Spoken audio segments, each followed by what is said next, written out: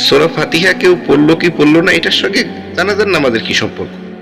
কিন্তু গায়েবানা জানাজা নামাজ পড়ানোর মাধ্যমে একটা নতুন বিদআত উন্মোচিত হলো, যেটা সাইদি সাহেবের সময় হয়েছিল, ওসমান হাদির সময় হয়েছিল, এবং এই যে শুরু হয়ে গেল, এটাকে কি আর থামানো যাবে?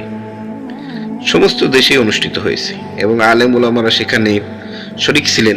তো এটা পাবলিকের জন্য একটা হজ্জত বা দলিল হয়ে গেছে যে এত আলেম ওলামারা কি ভুল করবেন, তারা কি না জেনেই উপস্থিত হয়েছেন। এবং যে সমস্ত আলেম ওলামারা স্রোতের বিপরীতে গিয়ে নাজায়েজ ফতোয়া দিয়েছেন বা এই বিষয়গুলোকে তুলে ধরেছেন, তারা আবার মানুষের চোখে খারাপ হয়ে গেছে।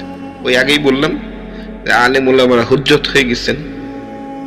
তো এইটা নিয়ে কথা বলা দরকার, এটা নিয়ে আলোচনা করা দরকার, এই ইস্যুকে সামনে আনা দরকার।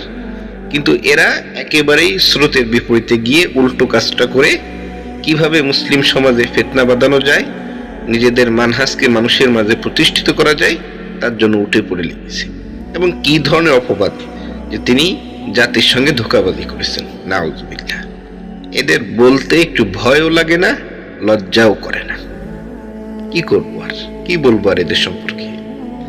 স্পষ্ট যে দুই পদ্ধতিই আছে, তবে সূরা ফাতিহা কেরাত আকারে পড়বে এই ব্যাপারে কোনো হাদিসও নেই, কোনো বক্তব্যও নেই, কোনো মতামত নেই।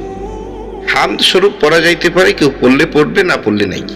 এ ব্যাপারে কোনো নাই, আদেশ নাই বা কোনো ধরনের বাধ্যবাধকতা নেই। অথচ সেই বিষয়টাকে এমনভাবে হাইলাইট করছে কেমন যেন একটা ফরজ ছেড়ে দিয়েছে।